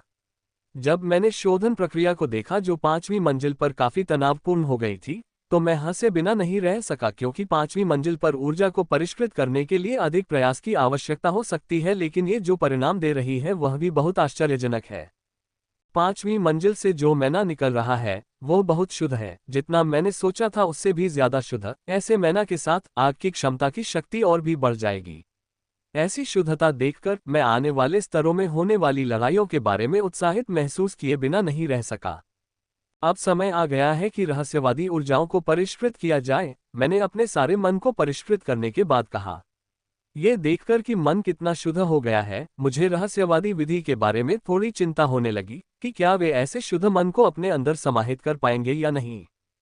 उन्हें होना चाहिए, मैंने मन ही मन कहा। जब मैंने पिछली बार अपने तरीकों को उन्नत किया था, तो 4थी मंजिल मुश्किल से उन्हें परिष्कृत कर पाई थी, इसलिए उन्हें शुद्ध रहस्यमय ऊर्जाओं को समायोजित करने में सक्षम होना चाहिए। मैंने रहस्यवादी विधियों का अभ्यास करते समय सर्वोत्तम सामग्री खरीदने में बहुत धन खर्च किया है, लेकिन यदि वे शुद्ध ऊर्जा को धारण न कर सके तो मुझे बहुत निराशा होगी। पहली ऊर्जा जिसे मैंने परिष्कृत करना शुरू किया वह मेरे कवच की है। इसकी सहायता से यह मेरे स्रोत से जुड़ा हुआ है। इसमें शुद्ध रहस्यमय ऊर्जा को आश्रय देने की बहुत अधिक संभावना थी और जब मैंने कवच की सारी ऊर्जा को परिष्कृत करना समाप्त किया तो मैं सही था। भेड़िया प्रतीक ये सब सहन करने में सक्षम था। ये देखकर मेरे चेहरे पर मुस्कान आ गई। मैंने देखा कि मेरी ऊर्जा कितनी शुद्ध हो गई थी और अग्नि क्षमता की शक्ति के साथ मिलकर मेरा कवच अब बहुत शक्तिशाली हो गया था। मैंने भेड़िए के प्रतीक को एक बार फिर देखा और जांचा कि कहीं वह किसी तनाव में तो नहीं है। ये देखकर कि कोई तनाव नहीं है, मैंने विदरिंग सैंड के डोमेन की रहस्यवादी ऊर्जा को परिष्कृत करना शुरू कर दिया। इस रहस्यवादी विधि पर मुझे सबसे अधिक विश्वास है, क्योंकि पिछली बार मैंने एक के बाद एक इसके 3 स्तरों का अभ्यास किया था, जिससे टॉवर के लिए अपनी ऊर्जा को परिष्कृत करना वास्तव में कठिन हो गया था। 5वीं मंजिल से इसकी ऊर्जा को परिष्कृत करना भी मुश्किल है, लेकिन पूरी तरह से अलग उद्देश्यों के लिए। मैं ऊर्जा को परिष्कृत करता रहा और गुलाब में जोड़ता रहा और मुझे काफी राहत मिली कि इसमें बहुत अधिक बदलाव नहीं हुआ, ये देखते हुए कि मैंने इसे खत्म होने तक परिष्कृत करना जारी रखा। इसमें तनाव है, मैंने कहा, क्योंकि मैंने गुलाब पर तनाव की हल्की रेखाएं देखीं। वर्तमान में वे इसके उपयोग को प्रभावित नहीं करेंगे, लेकिन अगर मैं टॉवर की 6वीं मंजिल के साथ फिर से ऊर्जा को परिष्कृत करता हूं, तो यह बारीक पाउडर में बदल जाएगा, क्योंकि तनाव इसके लिए बहुत अधिक होगा। विथरिंग सैंड के डोमेन की ऊर्जाओं को परिष्कृत करने के बाद मैंने फेदरलाइट की ऊर्जाओं को परिष्कृत करना शुरू कर दिया। ये वह विधि है जिसके बारे में मुझे सबसे अधिक चिंता है। ये शुष्क रेत के क्षेत्र की तुलना में कम तनाव के साथ शुद्ध ऊर्जा को काफी अच्छी तरह से ग्रहण करती है। सभी रहस्यमय ऊर्जाओं को परिष्कृत करने के बाद मैंने समय देखा और राहत की सांस ली, क्योंकि मुझे बाहर निकलने से पहले अभी भी आधे घंटे का समय था। यह अच्छी बात है कि अभी भी समय है। इन सभी ऊर्जाओं को परिष्कृत करने से मैं काफी थक गया हूँ। भनभनाना। जल्द ही पूरे हॉल में एक हल्की सी भनभनाहट गूंज उठी, जैसे फर्श पर पड़े रनस चमकने लगे हों, और अगले ही पल मेरे सामने सब कुछ अंधेरा हो गया था। इससे पहले कि प्रकाश मेरे सामने प्रकट होता और मैंने खुद को परिचित बर्फीले मैदान में पाया। मर गई। मैं अभी उठा भी नहीं था कि मैंने उस प्राणी को लगातार मरते हुए देखा। एक हिमदानव और 2 यति कुल्हाड़ी और हथौड़े पकड़े मेरी ओर आ रहे थे। 800वीं मंजिलों में बर्फ के प्राणी काफी अलग हैं। वे न केवल शक्तिशाली स्पेशल के रूप में मजबूत हैं, बल्कि वे अलग भी दिखते हैं। उनके शरीर पर अलंकृत बर्फ के कवच हैं और उनके हथियार भी रूनिक रोशनी के साथ चमक रहे हैं। ये सब बर्फ से बना है और यही बात उन्हें और भी सुंदर बनाती है। अगर मैं कर सकता तो मैं बर्फ के दिग्गजों में से एक को पकड़ सकता था। यह इतना सुंदर और जीवंत है कि उन कला प्रेमियों ने निश्चित रूप से उनके लिए एक उच्च कीमत चुकाई होगी, लेकिन दुर्भाग्य से मैं ऐसा नहीं कर सका। इनाम के अलावा मैं टॉवर से कुछ भी नहीं ले जा सका। 3 बर्फ प्राणियों को अपनी ओर आते देख मैंने अपने भंडार से कट निकाला। जब से यह मुझे मिला था मैं इसका प्रयोग करना चाहता था, और अब मैं अंततः इन बर्फ प्राणियों के विरुद्ध इसका प्रयोग कर सकता था। Slice slice slice. मैं अपनी जगह से गायब हो गया और अपनी तलवार को 3 बार घुमाया। मेरे रुकने से पहले सिर्फ एक हल्की सी आवाज आई। तीनों बर्फीले प्राणियों ने अपने क्रूर हाव भाव और हथियार हवा में लहराते हुए मूर्तियों की तरह अपने रास्ते रोक दिए। थप थप थप। ये सब केवल 1 सेकंड तक चला। उसके बाद उनकी कमर पर एक हल्की सी रेखा उभरी, फिर उनके शरीर का ऊपरी आधा हिस्सा फिसलने लगा, फिर वे जमीन पर गिर पड़े और समतल फर्श पर गायब हो गए। अच्छा, तलवार, मैंने बुदबुदाया। इसकी काटने की शक्ति मेरी तलवार से थोड़ी ही कम है, लेकिन चूंकि यह एक हल्की तलवार है, इसलिए यह मेरी टोटेम कलाकृति, जो कि ग्रेटेस्ट स्वॉर्ड है, की तुलना में काटने में बेहतर है। उसके कुछ सेकंड बाद हिम गोलेम का एक और समूह दिखाई दिया और उन्हें भी मेरी तलवार से वही नुकसान हुआ जो पहले 3 हिम प्राणियों को हुआ था। प्रत्येक गोलेम को मैंने काट दिया था। उसके बाद किसी भी गोलेम ने मुझ पर हमला नहीं किया, क्योंकि मैंने पर्याप्त अंक जुटा लिए थे, और अब जब तक मैं उन पर जानबूझकर हमला नहीं करता, वे मुझ पर हमला नहीं करेंगे। मैंने अपने सामने 200 किलोमीटर तक फैले क्षेत्र को देखा। इसमें एक भी चीज नहीं थी जो मैं देख सकता था। यह आश्चर्य की बात नहीं है कि जब मैं टॉवर में दाखिल हुआ तो वहां कोई जीवित प्राणी नहीं था। मेरे 700 से भी कम शक्तिशाली स्पेशल थे जो अंदर दाखिल हुए थे। उन लोगों की गिनती करना जो टॉवर में शक्तिशाली विशेष बन गए, या उन शक्तिशाली विशेषों ने हमारे बाद टॉवर में प्रवेश किया, अभी भी बहुत से लोग नहीं हैं। और ये देखते हुए कि 100 स्तर और उनकी आयामी प्रतियां हैं, यह आश्चर्य की बात नहीं है कि मुझे कोई भी नहीं मिला। ये देखकर कि वहां कोई नहीं है, मैं तेजी से बर्फ पर आगे बढ़ा और कुछ देर बाद निकास द्वार पर पहुंचा, जिसके अंदर मैं बिना किसी हिचकिचाहट के चला गया और 800 दूसरे स्तर में प्रवेश किया, जहां मुझे स्नो गोलेम्स के अलावा कोई नहीं मिला। मैंने उन्हें मार दिया और आगे बढ़ गया। मैंने ऐसा करना जारी रखा और अधिक से अधिक खाली स्तर ढूंढे जिनमें कोई भी इंसान या ग्रिम मॉन्स्टर नहीं था। अगर मुझे कोई इंसान नहीं दिखा तो कोई बात नहीं, लेकिन ग्रिम मॉन्स्टर तो जरूरी है। मुझे अभी भी उनसे संसाधन प्राप्त करने की जरूरत है ताकि मैं अपने संविधान को अपग्रेड कर सकूं। ये ड्राई स्पेशल तब तक जारी रहा जब तक मैं 807वें स्तर पर नहीं पहुंच गया। वहां मुझे आखिरकार जीवित प्राणी मिला। यह एक इंसान था, मेरी उम्र की एक लड़की, जो स्नो एलिफेंट और स्नो यति से लड़ रही थी और उनके खिलाफ काफी अच्छा प्रदर्शन कर रही थी। यदि वह इसी तरह से लड़ती रही तो उसे 2 आइस गोलेम को खत्म करने में ज्यादा समय नहीं लगेगा। यह एक अपरिचित लड़की है। मैंने उसे पहले नहीं देखा था जब हम ग्रिम मॉन्स्टर्स के खिलाफ जा रहे थे। वह या तो टॉवर में विशेष बन गई थी, या उसने मेरे बाद टॉवर में प्रवेश किया था। मैं यह मानने को तैयार हूं कि वह मेरे बाद टॉवर में घुसी, क्योंकि वह वायलेट हॉर्न बुलमेन की तुलना में काफी मजबूत है, जिनसे मैंने लड़ाई की थी। अगर उसने अपनी असली ताकत का इस्तेमाल किया तो वह एक ही चाल में उन स्नो गोलेम्स को खत्म कर सकती है। उसने मुझे महसूस कर लिया और लड़ते हुए मेरी ओर देखा। बाहर निकलने की ओर बढ़ने से पहले मैंने उसे प्रोत्साहित करने वाली मुस्कान दी। 808वीं मंजिल पूरी तरह सूखी थी, इसलिए मैं बस कोसना चाहता था, और अगली मंजिल पर जाने से पहले मैंने ऐसा किया, और वहां मैं काफी आश्चर्यचकित हुआ क्योंकि मैंने दूरी पर एक नहीं बल्कि 2 ग्रिम राक्षसों को लड़ते देखा।